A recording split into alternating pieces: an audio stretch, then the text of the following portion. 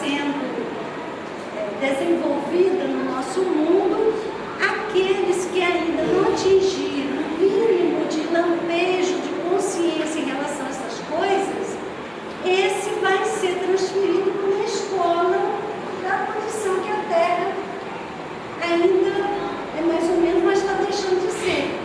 Vamos imaginar aí, na metáfora de escola, curso educação infantil, primário, ensino médio, curso superior. A Terra deixou de ser educação infantil, está no curso primário. Porque educação infantil é um mundo primitivo, vamos dizer assim. Curso primário. Então, 2.000 anos de curso primário. Quem nesses 2.000 anos não tem condição de ir para o ensino médio, vai para outra escola, porque essa escola aqui vai passar a ser ensino médio. Essa é a metáfora.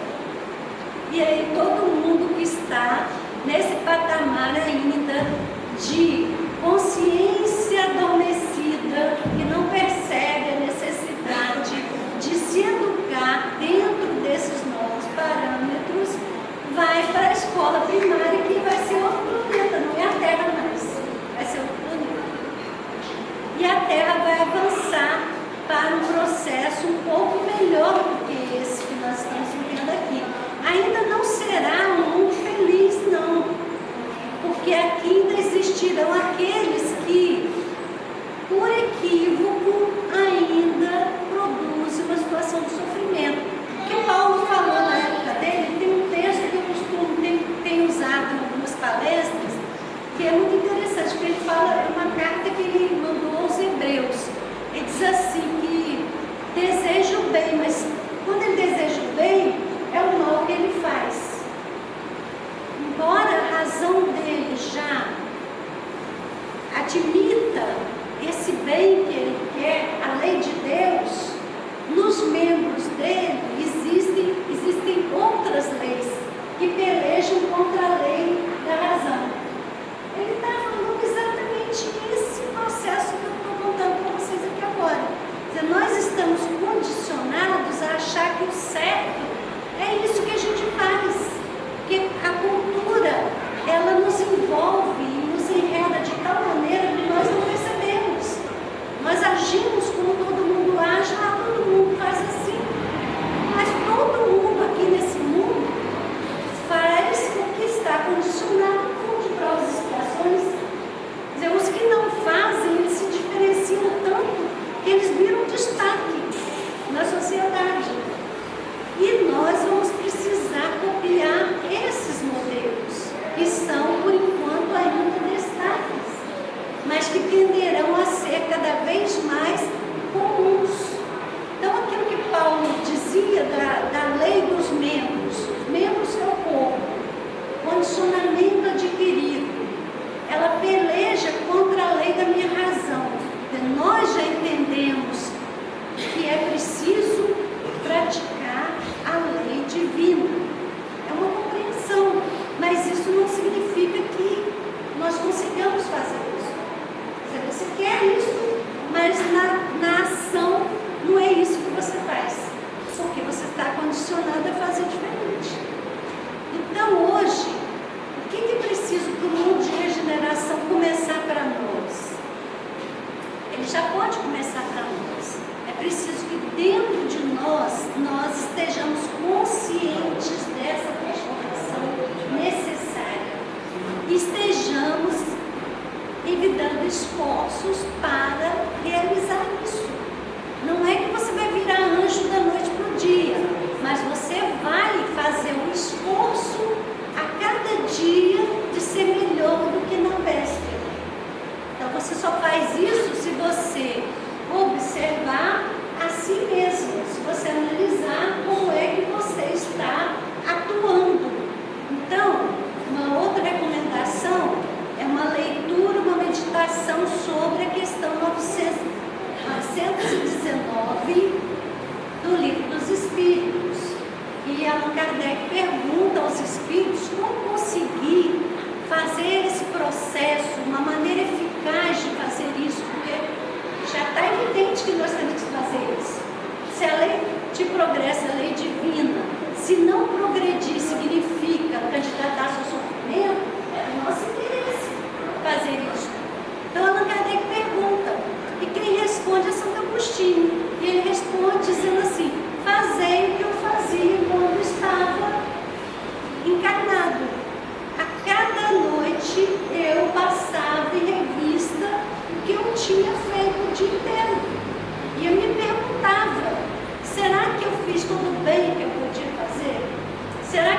alguém tem alguma queixa contra mim? São perguntas simples que nós podemos fazer. O que é que eu fiz hoje que eu poderia fazer melhor amanhã? Então a ideia é essa, é você estar interessado nesse processo de avanço passo a passo, porque a providência divina não vai obrigar que você tenha a capa de anjo para você ficar na terra, não. A fala do Sermão da Montanha diz que os mansos herdarão a terra. Quer dizer, minimamente você tem que adquirir essa condição de relacionamento interpessoal com base na brandura, com base na indulgência.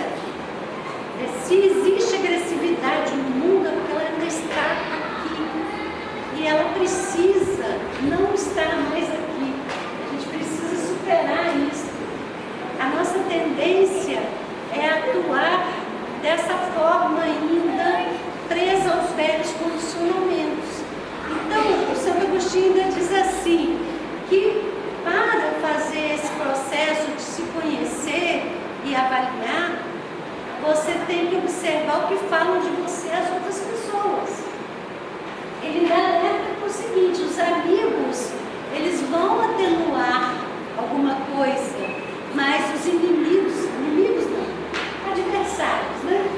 Os adversários vão apontar as suas falhas, eles não têm por que te apontar. E às vezes, segundo o Espiritismo nos ensina, esse adversário está encarnado dentro da nossa própria casa. É o nosso irmão, é a nossa irmã, é o companheiro que eu escolhi, é a companheira que escolheu, é o filho, é a filha. Veja o que está acontecendo aí na nossa sociedade, né? Filho que mata a família toda, é mãe que mata a filha. Os adversários estão dentro da própria casa. Qual é a ideação divina para isso acontecer? É que na vinculação da família, essas pessoas consigam substituir esses laços de animosidade por laços de respeito, pelo menos respeito. Quer dizer, amar talvez seja um passo à frente, mas pelo menos respeitar é algo que nós precisamos realmente desenvolver na nossa família. Então o adversário pode estar dentro da nossa casa e aquela pessoa fala assim, mas você é um egoísta. Não fala? Fala isso? E a gente às vezes se defende arranjando desculpas para o nosso comportamento. Ao invés de se defender, analise quais são as causas para que essa pessoa considere assim. Porque egoísmo é assim, é marca ainda muito forte. A maior parte das nossas ações ainda está motivada pelo egoísmo que nos caracteriza, pelo orgulho, quando não pela inveja, pelo ciúme, por todas essas mazelas que ainda são parte do nosso acervo psicológico. Mas pode mudar. Se a pessoa nos aponta um equívoco, vamos parar e analisar.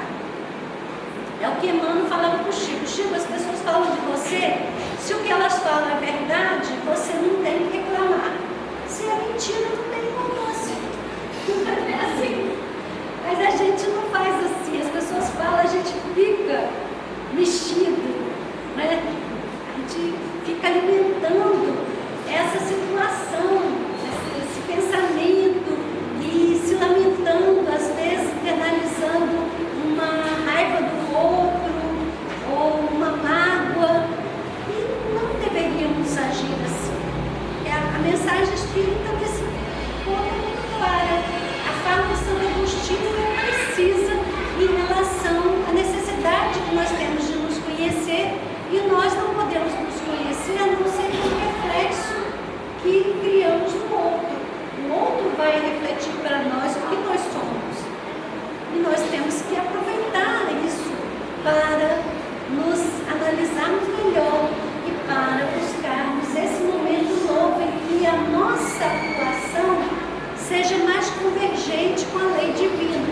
se nós estivermos nesse processo, o mundo espiritual vai nos auxiliar. A oração é o grande recurso que nós temos para buscar esse apoio necessário. Não devemos deixar de fazer isso. Então, o hábito da oração ele deve ser diário, para que estabeleçamos conexões com essa espiritualidade que pode sustentar o nosso projeto de autoeducação. O mundo de regeneração já está presente na Terra em muitos pontos. Nós precisamos ampliar essa expressão da realidade nova e reduzir a expressão do mundo velho. É essa a caminhada que se pede. O Espiritismo chegou na segunda metade do século XIX já preparando para o advento deste momento. Então, mais de 100 anos de divulgação dessa mensagem, e o Brasil foi escolhido como um país que deverá refletir para o mundo essa realidade nova. Pode parecer uma coisa impossível, mas não é. Já somos no Brasil 14 mil instituições espíritas. São 14 mil núcleos em que se fala de Jesus com esta conotação de esclarecimento da sua mensagem. E são 14 mil núcleos em que o pensamento já está sintonizado com essa realidade nova. Já existe uma diferença energética sobre o nosso país por conta dessa rede que se entrelaça no ideal de difundir o Consolador.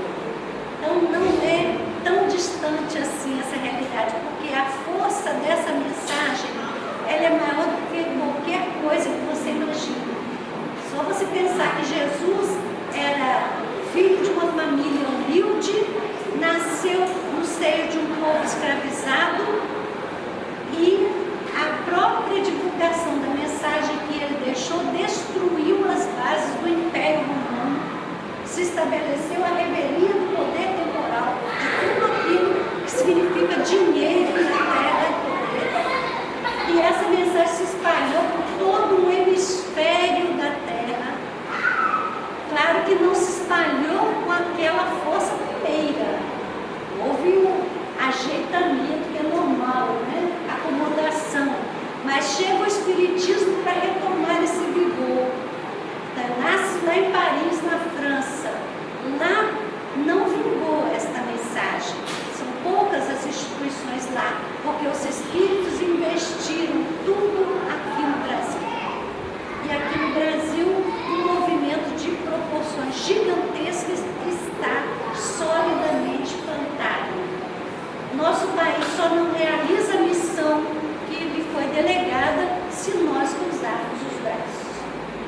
Mas se nós entendermos o nosso papel, estabelecendo a sintonia com esse ideal, é muito possível que o Brasil realize essa tarefa, apesar de todas as dificuldades no cenário que nós vivemos, porque a força desse amor é gigantesca e Jesus está diretamente ligado a esse projeto. Ser alguém da equipe que constrói essa realidade nova só depende da sua escolha. Então, que cada um faça a sua escolha, tome a sua decisão. E o mundo de regeneração está muito mais próximo do que a gente pensa. Acho que vocês. Obrigada.